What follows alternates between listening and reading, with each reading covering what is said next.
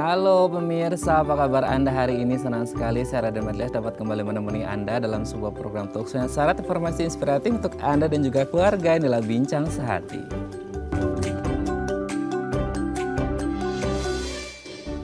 Ya pemirsa, pernah nggak Anda mendengar penyakit sindrom Turner? Nah, ini kelainan genetik yang bisa menyebabkan wanita ini bertumbuh pendek dan mengalami masalah kesuburan. Salah satunya dampaknya adalah ke masalah menstruasi. Padahal ini penting banget bagi perempuan. Pertanyaannya, apa sih gejala dan penyebabnya? Inilah topik yang akan kita bahas hari ini, yaitu gejala dan juga penyebab dari sindrom Turner. Namun sebelum membahasnya, kita akan membahas terlebih dahulu nih pemirsa, mitos fakta masa subur perempuan. Kita lihat poin yang pertama pemirsa.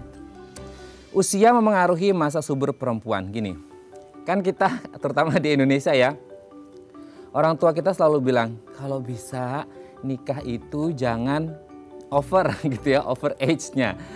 Usianya jangan terlalu berlebih. Kan ada yang bilang kalau udah lebih dari 30, 35 atau 40, salah satu masalah yang bisa dihadapi adalah tentang masa kesuburannya. Jadi katanya kalau udah 35 plus gitu ya, ini aduh kesuburannya nanti menurun, jadi juga susah buat hamil. Nah pertanyaannya, apakah ada hubungannya antara masa kesuburan dan juga masalah usia? Ini berpengaruh besar, nanti akan kita bahas ya. Oke, kita lanjut poin yang kedua pemirsa. Perempuan dengan berat badan berlebih sulit hamil gitu ya. Nah ini juga sering ya kita melihat di pandangan masyarakat kita, antara wanita yang kurus atau yang sedang sama yang lebih ya, apalagi mungkin yang gendut atau obes seperti itu, selalu di pikiran kita adalah aduh kalau yang udah berlebih seperti ini mungkin ya, ini mungkin karena lemaknya banyak gitu ya, mungkin karena ada komorbid juga ya, karena kan yang obes ini rentan mengalami masalah atau gangguan kesehatan, sehingga ada yang selalu berpikir bahwa kalau kelebihan berat badan salah satu dampaknya adalah susah hamil. Nah, apakah memang selalu demikian? Perempuan-perempuan yang memiliki berat badan berlebih akan susah hamil? Nanti akan kita bahas ya. Oke, kita lanjut poin yang ketiga pemirsa. Kafein memengaruhi masa subur.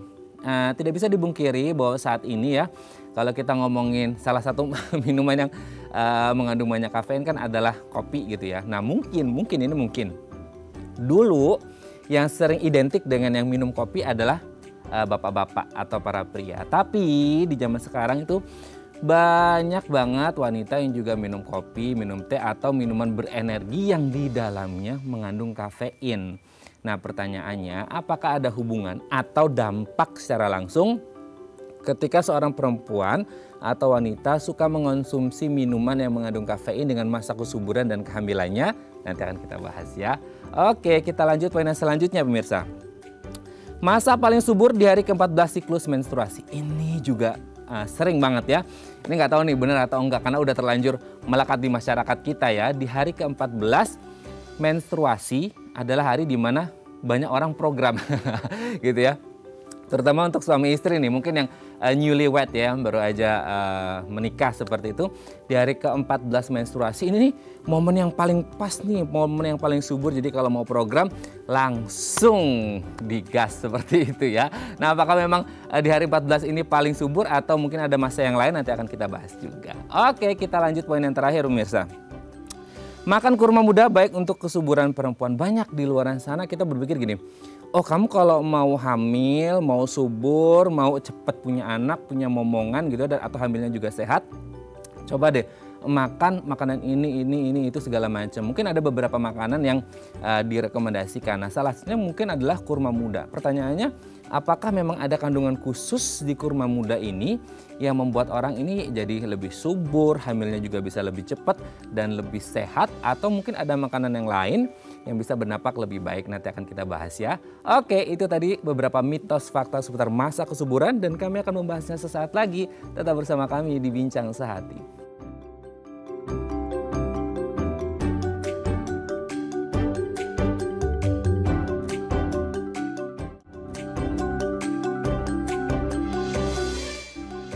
Baik, Anda masih bersama kami di Bincang Sehati. Tadi di segmen sebelumnya kita udah membahas nih beberapa mitos atau fakta yang sudah terlanjur melekat di masyarakat kita tentang masa subur perempuan. Ini memang ya isu yang lumayan sensitif ya, karena ngomongin masa subur perempuan ini kan hakikinya perempuan, apalagi setiap perempuan pasti menginginkan punya anak. Nah, kita akan bahas beberapa mitos ini, sebenarnya mitos atau fakta. Nah, untuk bahasnya telah tersambung nih bersama kami di sambungan Zoom dengan Dr. Puji Ikhtiarti SPOG, spesialis obstetri dan ginekologi dari Rumah Sakit Permata Bekasi. Assalamualaikum, selamat pagi Dr. Puji, apa kabar?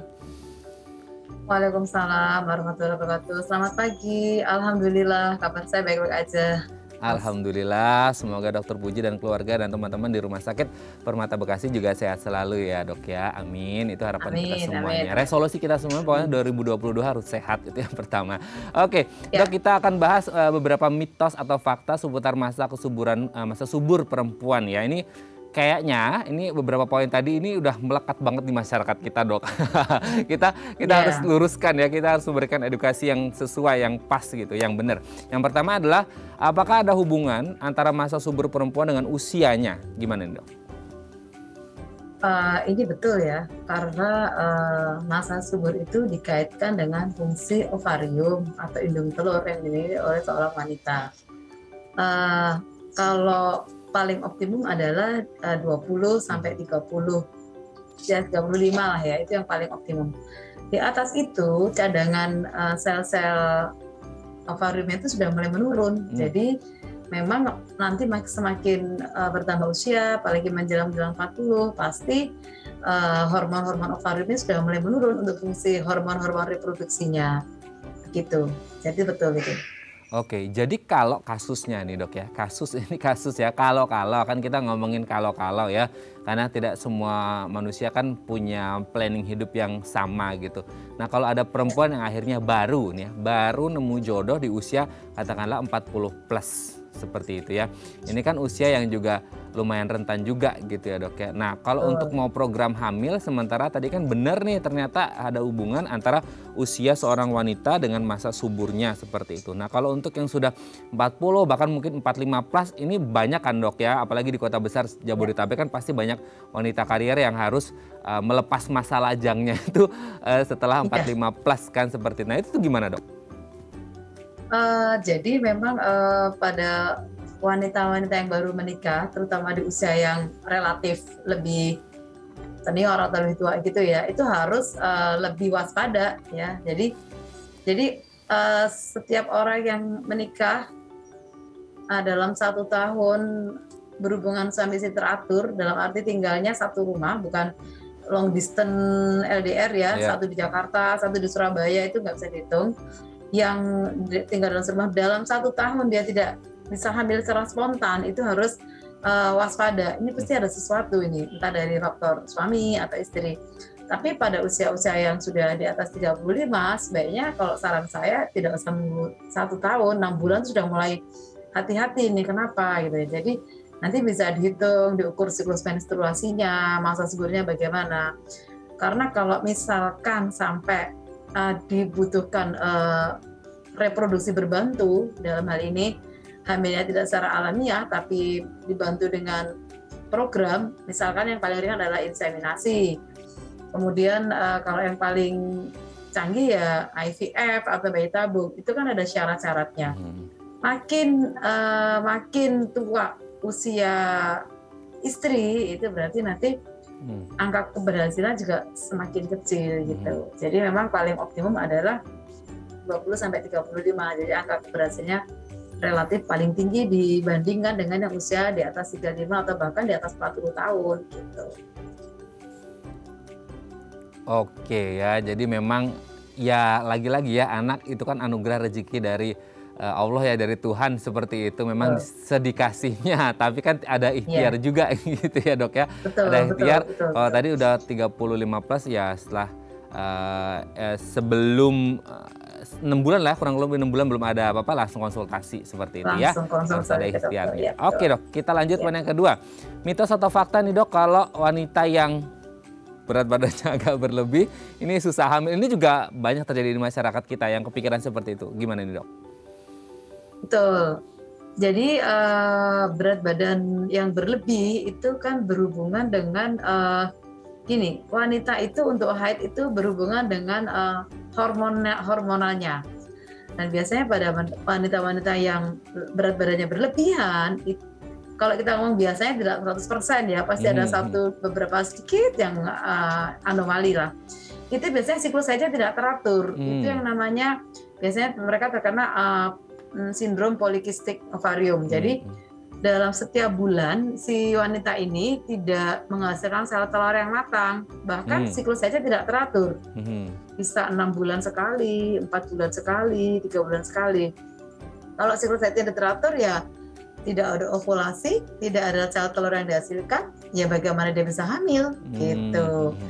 Ada beberapa, sebelum kita memberikan obat itu biasanya kita memberikan edukasi itu lifestyle dulu.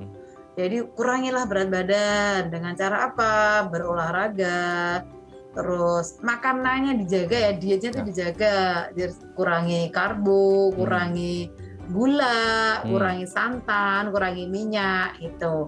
Mungkin nasi juga harus diukur atau ditimbang, tidak boleh banyak-banyak, ataupun beralih ke nasi merah yang kalorinya lebih rendah gitu ya. Jadi memang, dan itu berhubungan salah satunya biasanya dengan diabetes. Kalau lebih berat itu ada cenderung terjadi diabetes, dan itu ada namanya intoleransi insulin ya. Jadi ketergangguan. Jadi karena hubungannya dengan berat badan berlebih, insulinnya juga terganggu, biasanya terjadi DM, dan apalagi kalau ada faktor genetik dari keluarga, akhirnya siklus saja tidak teratur. Kalau siklus saya tidak teratur ya pasti ujung-ujungnya susah untuk hamil karena nggak ada telur yang dihasilkan setiap bulan gitu. Oke, jadi pinter-pinter lah ya kalau mau program hamil, jaga berat badan supaya ideal dan proporsional. Oke, yang selanjutnya dok, ini juga banyak nih diminum sama perempuan-perempuan zaman sekarang, apalagi di kota-kota besar gitu ya, suka ngopi lah dan lain sebagainya gitu. Kafein ini ada hubungannya dengan masa subur perempuan atau nggak nih dok? Ya, karena kafein ini sebetulnya dia bisa ada fungsi-fungsi yang mempengaruhi neurotransmitter ya di otak kita. Jadi memang, dan dia memang mempengaruhi ke metabolis. Jadi wanita ini bisa menjadi lebih, diuretnya terganggu, dia juga bisa kadang-kadang gelisah segala macam ya. Jadi memang kafein itu juga lebih baik dikurangi karena apapun yang berlebihan juga tidak bagus gitu loh. Kalau memang sudah hobinya ngopi, ya cobalah dikurangin jumlahnya, dan mungkin juga tidak terlalu pekat atau tidak terlalu manis gitu ya. Ya mungkin sehari sekali cukuplah gitu aja. Takutnya sesuatu yang berbeda mempengaruhi neurotransmitter, itu juga bisa mempengaruhi masa kesuburan gitu ya. Jadi kadang-kadang kan juga bisa dia berat badan juga bisa berkurang karena susah tidur kan, jadi susah tidur, kurang istirahat segala macam. Padahal kan untuk subur kan juga harus metabolisme harus teratur ya. Makanya dulu saya juga ingat waktu saya kuliah juga kalau mau ujian biasa begadang ya minum kopi. Orang minum kopi bisa semalaman tidak tidur, itu pasti mempengaruhi metabolisme dari tubuh wanita itu gitu. Oke, jadi memang penting ya kalau kita ngomongin tentang kafein gitu ya. Jadi kalau kita ingin masa suburnya subur gitu ya, ya harus pintar-pintar jaga gitu, jaga pola yang masuk, pola asupan ya, termasuk salah satunya minuman yang berkafein. Selain sehat untuk masa kesuburan, saya juga untuk dompet ya dok ya. Iya, betul. Karena sekarang harga kopi juga lumayan gitu ya, sehari ngopi bisa berapa kali. Oke dok, kita lanjut pada selanjutnya. Katanya masa paling subur itu adalah hari ke-14 menstruasi ya. Ini juga sering kita dengar di masyarakat, gimana nih dok? Memang sebagian besar itu di hari ke-14, tapi tidak semua ya. Ini tergantung dari siklus haid wanita itu. Jadi siklus haid itu ada siklus haid yang pendek, ada siklus haid yang panjang. Memang median ratanya memang di 28 hari. Kalau di 28 hari siklus haid memang di tengah-tengah yang 14, tapi nggak 14 persis. Jadi kita maju dari bisa 11 sampai 15 gitu, atau 16 paling lat ya. Dan biasanya itu nanti bisa itu kan hitung-hitungan kasar secara blind gitu ya. Kalau mau kita pastikan ya kita melakukan USG dengan transvaginal, karena kalau USG transvaginal kita bisa mengukur diameter folikelnya ini berapa nih, sel telurnya berapa, matang atau enggak. Kalau diameternya di atas 1,8 itu biasanya matang, berarti itu masa subur gitu. Jadi memang sekitar itu ada ya, sekitar 50% lah, banyak kan yang di hari ke 14, tapi ya tergantung siklus. Tadi saya bilang kalau ada siklus yang pendek, dia ada subur di hari ke-11 bisa, hari ke-12 bisa gitu. Dan pastinya itu tadi mengunjungi ke dokter dan dilakukan USG transvaginal gitu. Oke, karena kan bisa ada yang baru 6 hari mungkin ya dok ya, 6 hari 7 hari udah ngeflek udah mau berakhir gitu kan, beda juga ya mungkin itu masa menstruasinya kan beda-beda tadi seperti disebutkan oleh dokter Puji seperti itu. Jadi memang harus menyesuaikan dengan periode menstruasinya masing-masing, tidak bisa dipukul rata. Pola siklus haidnya masing-masing, iya betul. Oke dok, yang terakhir nih dok, biar subur katanya makan kurma muda. Ini betul atau enggak, memang ada kandungan apa, atau kalau mungkin ada alternatif yang lain buat masa suburnya, makanan-makanan apa nih dok? Gimana nih? Jadi gini, itu namanya kurma rutop ya. Jadi waktu sebelum pandemi itu kalau kita pergi umroh kan selalu dititipin kurma muda dari pasutri atau teman kita, saudara kita yang lagi promil atau program hamil. Sebetulnya belum ada penelitian yang pasti tentang ini nih kurma muda ini bagus gitu ya untuk suburan. Cuma pernah diteliti bahwa kurma muda ini dia mengandung banyak mineral, kemudian juga ada antioksidannya. Nah itu yang salah satu yang penting, karena kan untuk promil itu kita sebetulnya dari tubuh wanita itu harus asupan yang baik. Saya selalu menekankan untuk melakukan dietnya yang healthy food, dietnya tinggi kalori, tinggi protein harus tinggi, mikronutrien juga harus dibutuhkan oleh tubuh wanita itu. Jadi dengan adanya kandungan mineral dan antioksidan, mudah-mudahan insya Allah ya bisa membuat kesuburannya bagus, tubuhnya bagus, siklusnya yang teratur. Walaupun secara ilmiah, secara ilmiah benar-benar itu belum ada pembuktian, karena baru ada dibuktikan secara ilmiah dengan data-data yang valid ya. Tapi ini karena pernah dilihat dia ada mengandung mineral dan antioksidan, ya mudah-mudahan dengan kandungannya bagus itulah jadi tubuhnya bagus, akhirnya siklusnya bagus, semuanya bagus ya. Mudah-mudahan insya Allah diberi kemudahan untuk bisa segera hamil gitu. Amin, itu harapan dan doa kita bersama ya. Semoga yang lagi program hamil ini cepat dikasih momongan sama Allah sama Tuhan ya. Terima kasih Dokter Puji sudah berbagi bersama kami pagi hari ini. Salam sehat selalu, salam untuk keluarga di rumah dan teman-teman di Rumah Sakit Permata Bekasi. Selamat pagi Dokter Puji, assalamualaikum. Waalaikumsalam warahmatullahi wabarakatuh. Baik pemirsa, selanjutnya kita akan membahas tema kita hari ini. Bagi Anda yang memiliki pertanyaan seputar tema kita hari ini, Anda bisa menghubungi kami di nomor 021 290 32644 atau DM Instagram kami di @daifamily. Kami akan kembali saat lagi, tetap bersama kami di Bincang Sehati.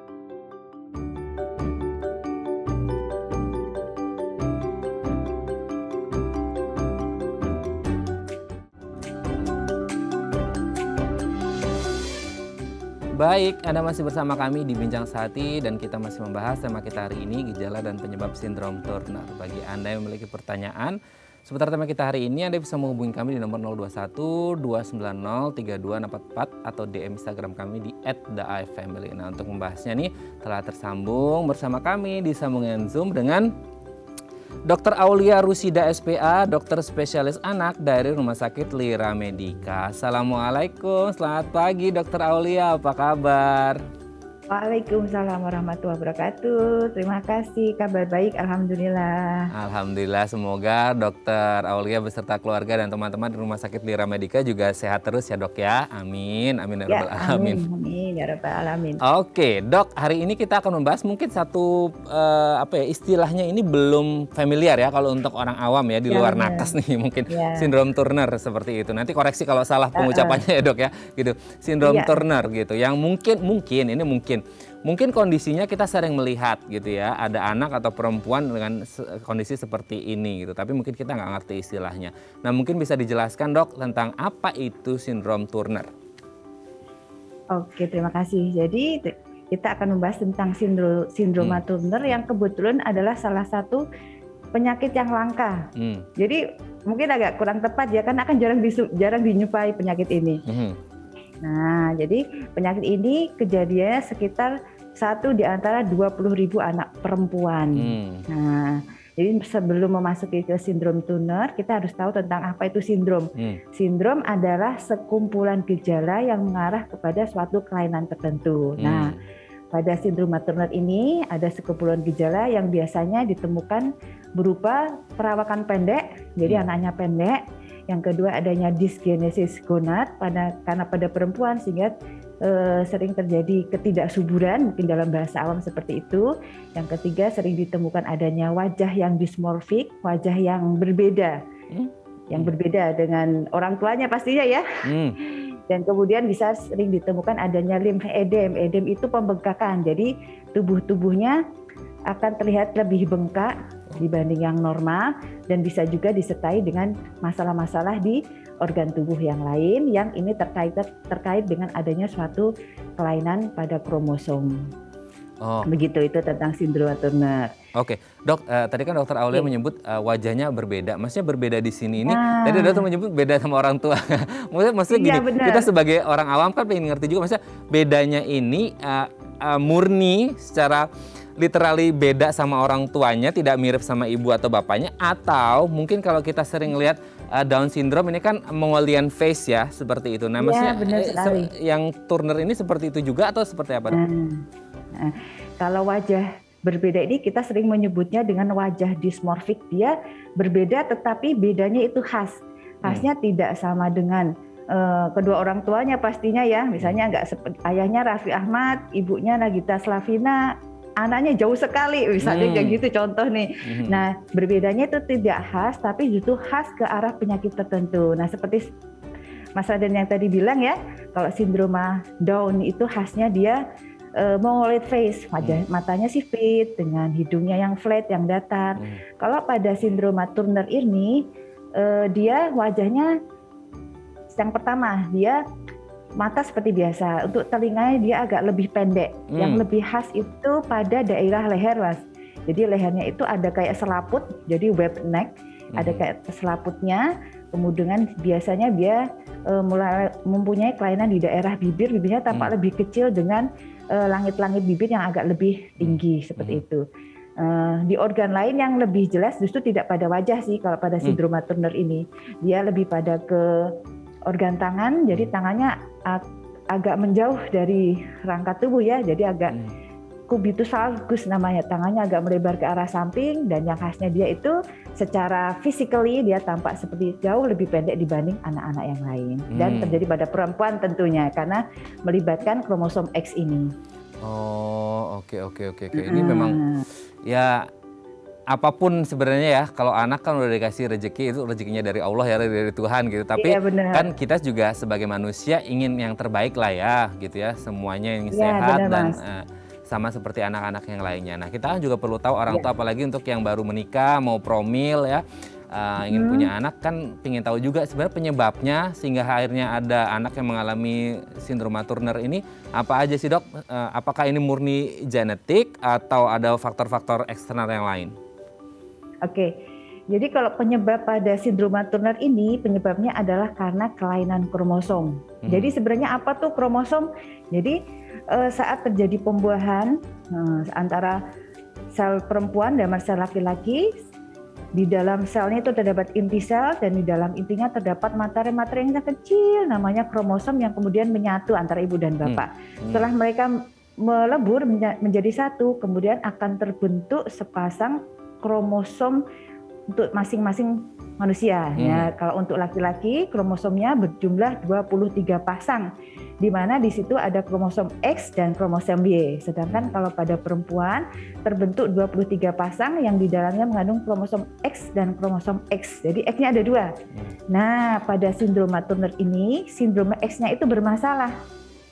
Nah, ada yang hilang, bahkan ada yang tidak hilang tapi dia mengalami cacat, misalnya lengannya agak pendek atau lengannya bercincin atau ada kecacatan lah, intinya seperti itu. Sehingga selanjutnya embrio yang terbentuk dari kromosom yang cacat tersebut mengalami kelainan sehingga berlanjut ke janinnya mulai kelainan, berlanjut sehingga sebagian besar alhamdulillah untungnya itu akan mengalami keguguran, Mas. Nah, cuman sekitar di atas 98% itu ada yang berhasil hidup sampai dia beranjak dewasa atau bahkan seumur hidup. Jadi gitu. Alhamdulillahnya karena dengan kecacatan yang begitu besar, sebagian besar mengalami keguguran di masa antenatal. Oke. Itu kemungkinan ya 98% ini tadi ya. Nah, ini kan sesuatu ini kan sesuatu yang tidak terlihat ya, Dok ya. Kalau ngomongin kromosom, ini kan sesuatu yang ya kita sebagai apalagi orang awam nggak bisa melihat secara langsung kecuali sudah konsultasi ke dokter, periksa ini itu segala macam gitu. Iya, betul. Nah, nah berarti kan sesuatu yang tidak terlihat ini tentu kita kan pingin tahu ya, maksudnya siapa-siapa aja berarti yang dengan kondisi atau dengan riwayat kesehatan atau keluarga mungkin ya, turunan seperti itu yang ada mungkin bersifat herediter dan lain sebagainya. Siapa aja yang rentan mengalami ini, Dok? Nah, betul. Jadi penyakit ini terjadi secara kelainan ya Mas ya, tepatnya ya. Ini kelainan. Kelainan ini terjadi secara acak. Jadi tidak ada kaitannya dengan etnis, dengan jenis kulit, kalau jenis kelamin terkait jelas ya karena faktor X kromosom X yang terkait tadi ya. Termasuk kalau misalnya sindrom Down itu terkait dengan faktor umur ibu ya. Dan umur ibunya udah cukup tinggi di atas 35, dia berisiko utama ini enggak, dia terjadi secara acak aja. Jadi benar-benar sesuai kehendak yang di atas nih. Udah ya kun fayakunnya dari atas lah ya, udah apa yang terjadi ya terjadilah gitu ya. Kita ya menerima aja lah seperti insya Allah ini berkah juga gitu ya. Nah sebenarnya gejalanya Dok, gejala ini bisa terlihat si anak ini mengalami sindroma Turner ini di usia berapa, atau sebenarnya dari masa hamil pun ketika janin sudah bisa terlihat, Dok? Betul, sebenarnya sudah terjadi sejak masa awal-awal kehidupan, yaitu dalam bentuk zigot itu sudah terjadi, dan pada masa antenatal pada masa ibu hamil bisa tampak dari kelainan USG jika dilakukan pemeriksaan yang pada umumnya tampil berupa gejala bayinya abnormal, bayinya tampak begitu banyak cairan dan sangat jauh dari janin yang normal, dan kadang sebagian besar mengalami aborsi tersebut.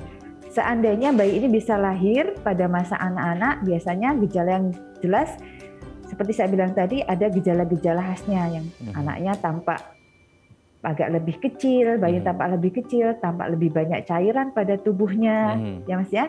Kemudian wajahnya juga khas, agak berbeda dengan ibu dan bapaknya, dengan mulut kecil, dengan telinganya yang closed ear, dengan web neck, lehernya tadi yang berlipat. Nah, kita dicurigai.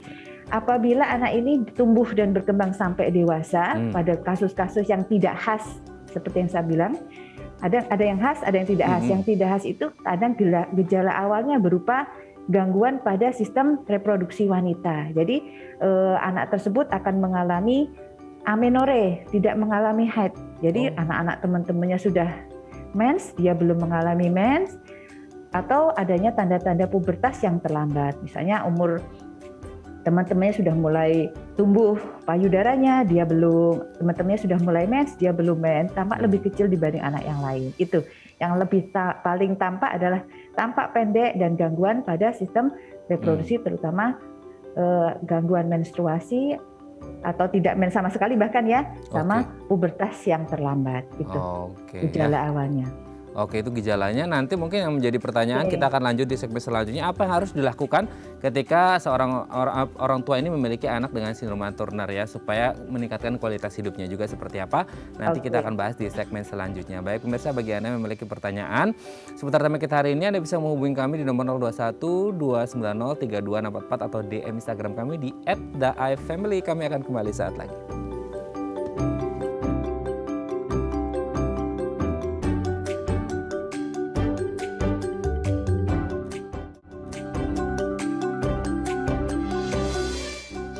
Baik, Anda masih bersama kami di Bincang Sehati dan kita masih membahas tema kita hari ini, gejala dan penyebab sindroma Turner. Bagi Anda yang memiliki pertanyaan seputar tema kita hari ini, Anda bisa menghubungi kami di nomor 021 290 3264 atau di Instagram kami di @daifamily. Kita masih bersama dengan Dr. Aulia Rusida SPA, dokter spesialis anak dari Rumah Sakit Lira Medica. Dr. Aulia, kita lanjut lagi ya Dok ya.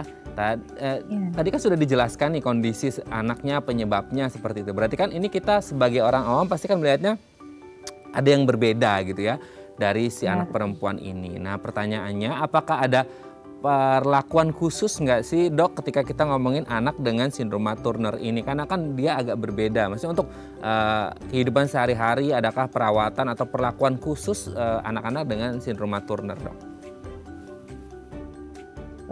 Saya rasa untuk perlakuan khusus mungkin terkait dengan masalah yang ditemukan pada sindroma ini ya. Bisa pada kasus ini pada umumnya ditemukan pendek. Jadi pada anak-anak yang menderita sindroma Turner biasanya harus mendapatkan tambahan hormon, growth hormone namanya, untuk meningkatkan laju pertumbuhannya agar dia bisa lebih dioptimalkan lagi tinggi tubuh anaknya. Gitu.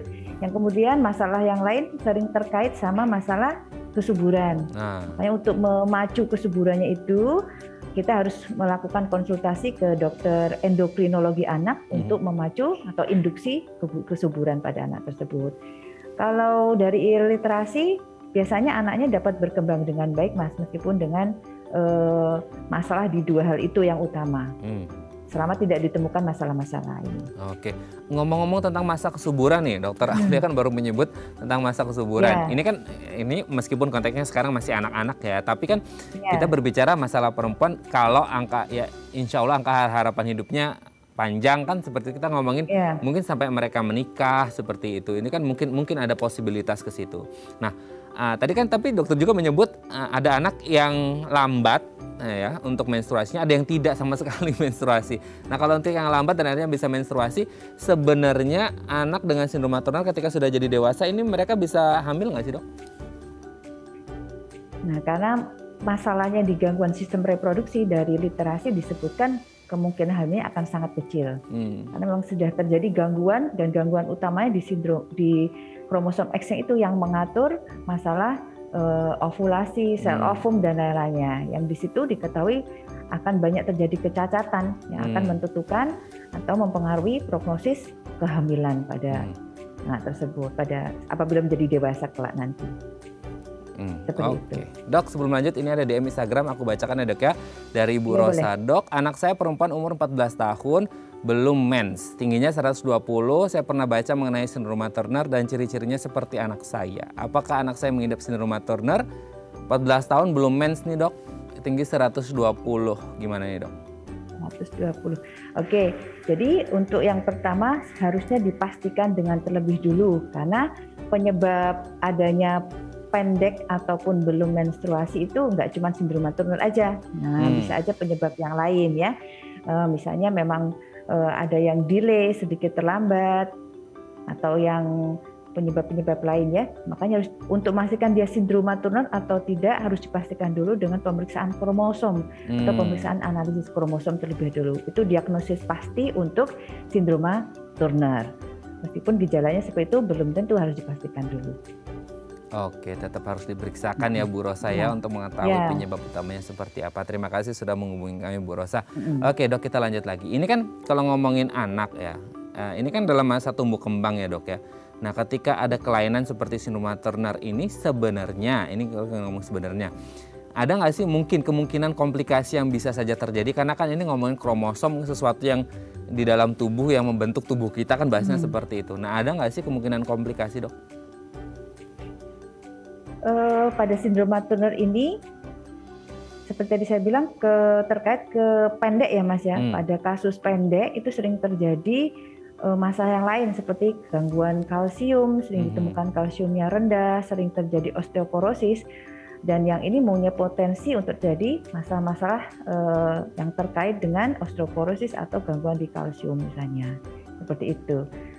Dan agak repot juga tuh kalau ada osteoporosis di usia yang lebih dini, dan kalau terjadi di usia lebih lanjut aja merepotkan ya, apalagi kalau terjadi di usia lebih tinggi. Makanya semakin cepat terdeteksi, terdiagnosis, lebih cepat ditata laksana akan mempengaruhi kualitas hidupnya, seperti itu. Oke, ada nggak sih dok satu kondisi atau di titik situasi di mana anak atau seseorang dengan sindroma Turner ini harus dibawa ke rumah sakit dan mendapatkan perawatan intensif gitu? Ya mungkin berkaitan juga dengan sistem imun tubuhnya yang mungkin agak ngedrop segala macam. Ada nggak sih yang di kondisi seperti ini harus dibawa nih segera ke rumah sakit gitu? Mungkin yang terkait dengan sindroma Turner-nya sendiri kali ya, Mas ya. Oke, yang terkait dengan sindroma Turner-nya sendiri, kadang sindroma Turner ini juga bisa ditemukan kelainan di sistem lain, misalnya di jantung atau di sistem telinga, mata dan tenggorokan, telinga, hidung dan tenggorokan gitu. Jadi setelah terdiagnosis sindroma Turner, sebenarnya dilakukan evaluasi di sistem-sistem yang lain.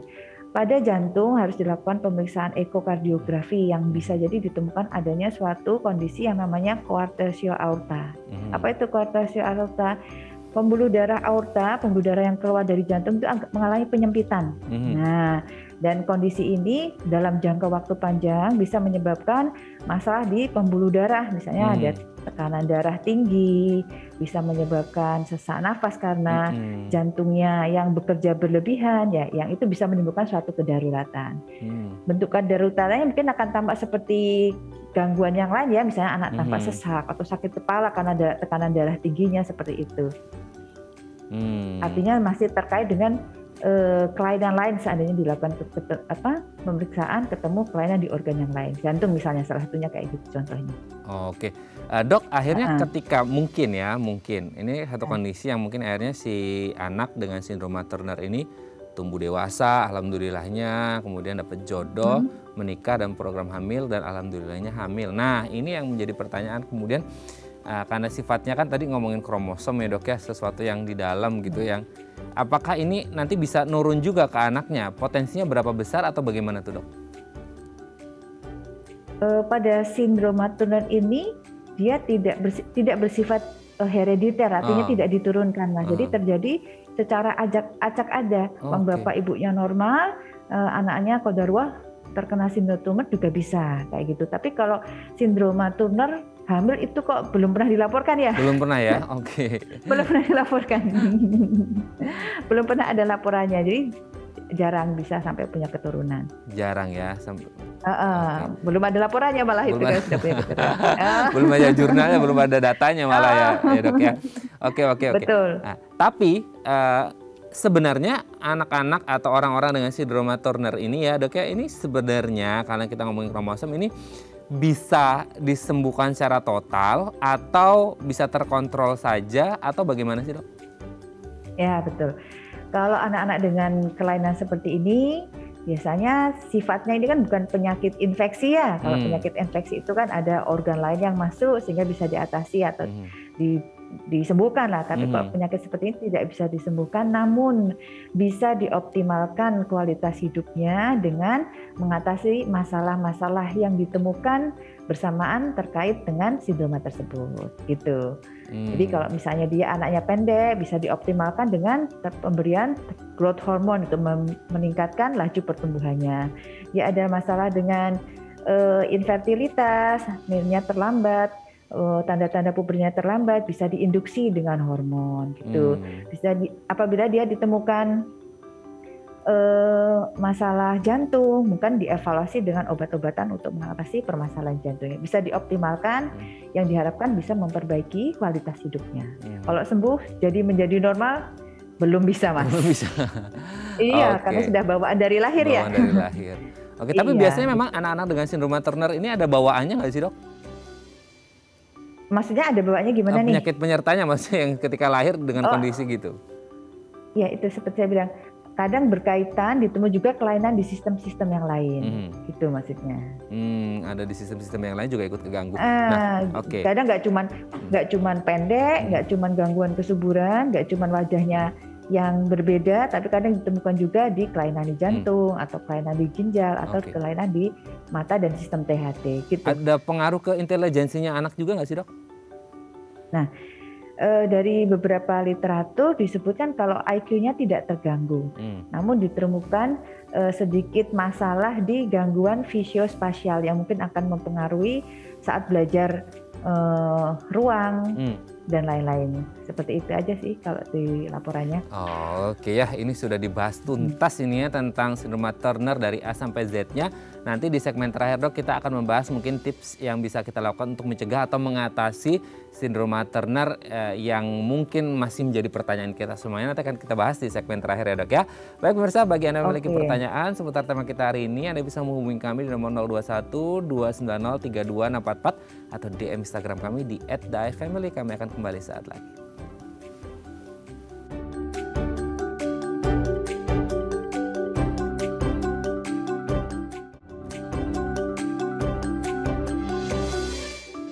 Baik, Anda masih bersama kami di Bincang Sehati. Kita masih bersama dengan Dr. Aulia Rusyida SPA, dokter spesialis anak dari Rumah Sakit Lira Medica. Dr. Aulia, kita akan membahas tips untuk mencegah atau mengatasi sindroma Turner. Yang pertama adalah menggunakan obat sesuai resep.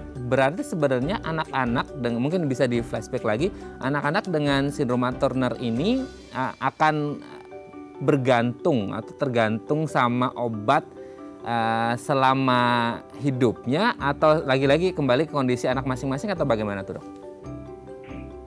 Ya, untuk obat-obatan tentunya akan diberikan sesuai indikasi. Kalau berdasarkan kasus sindroma Turner ini, obat-obatan khusus yang diberikan pada penderita sindroma Turner yaitu terapi growth hormone yang hanya diberikan oleh seorang ahli endokrin anak. Yang itu diberikan dalam bentuk suntikan di bawah kulit. Begitu juga dengan hormon penginduksi kesuburan atau induksi pubertas. Nah, itu juga diberikan lewat suntikan. Jadi pemberiannya saya rasa tidak bisa secara sembarangan karena akan dilakukan oleh seorang ahli endokrin anak. Kalau obat-obat yang lain, misalnya untuk kondisi di luar yang terkait sindroma Turner-nya, saya harus sesuai dengan dosis, sesuai dengan berat badan, dan sesuai dengan umurnya. Saya rasa begitu. Tapi kan tidak semuanya bisa dipukul rata ya, Dok ya. Berarti harus menyesuaikan dengan kondisi kesehatan masing-masing anak. Ya, sesuai dengan kebutuhannya ya, sesuai indikasi lah, sesuai dengan kebutuhannya. Oke. Kalau tadi menyebut harus konsultasi juga dengan endokrinologis anak gitu ya, dan ada perawatan primer. Nah ya, ada mention perawatan primer, ini perawatan yang seperti apa ya, Dok?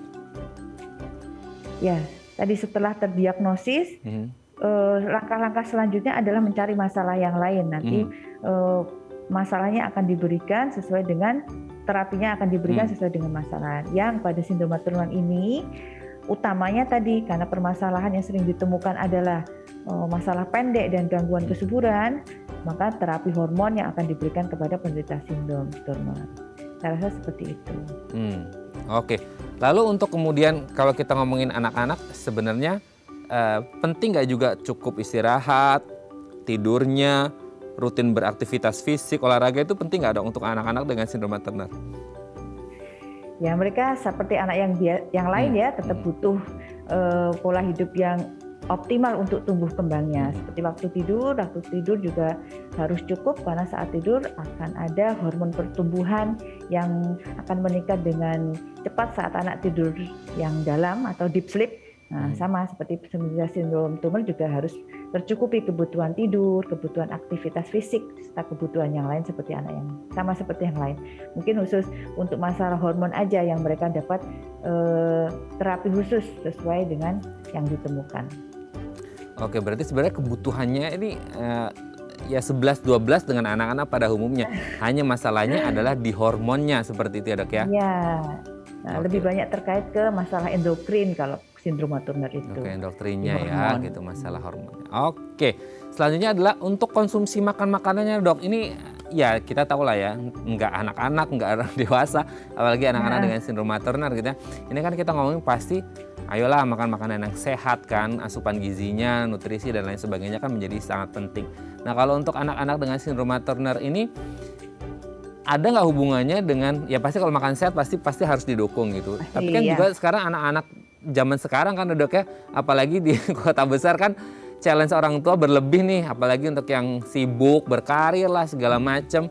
Akhirnya juga ada anak-anak yang mungkin sindroma Turner yang makan junk food juga seperti itu. Nah, kalau untuk asupannya sendiri maksudnya harus sehat, atau ketika ada makan makanan yang agak kotor sedikit, nggak sehat sedikit, ini bisa berpengaruh ke kesehatannya si anak dengan sindroma Turner, Dok?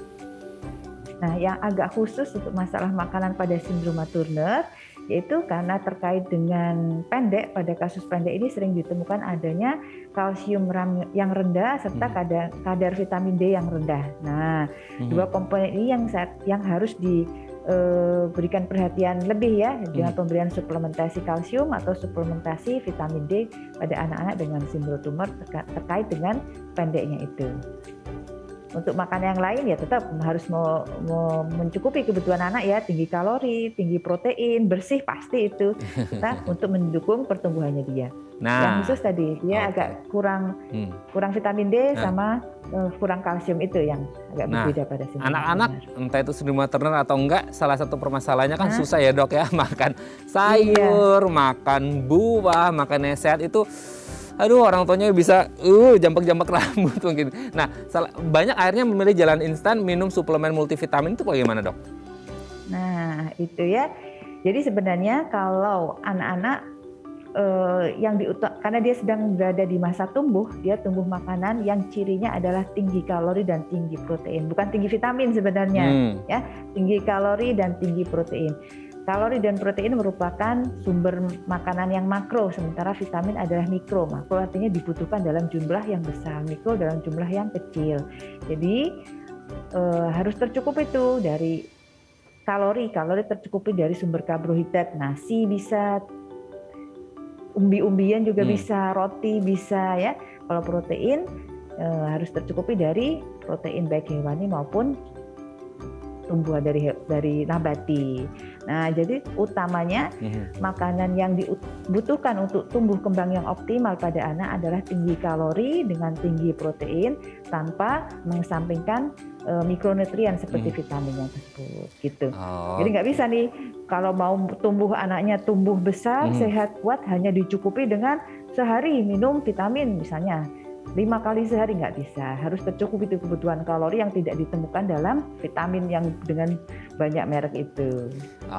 Oke, baik, terima kasih Dokter Aulia sudah berbagi bersama kami pagi hari ini. Semoga ini menjadi catatan penting bagi para orang tua dengan anak sindroma Turner. Semoga orang tua dan anaknya juga sehat selalu ya. Terima kasih Dokter Aulia. Terima kasih, dari Rumah Sakit Lira sama-sama. Medika. Salam sehat selalu untuk keluarga di rumah dan teman-teman di Rumah Sakit Lira Medika. Selamat pagi Dok, Assalamualaikum.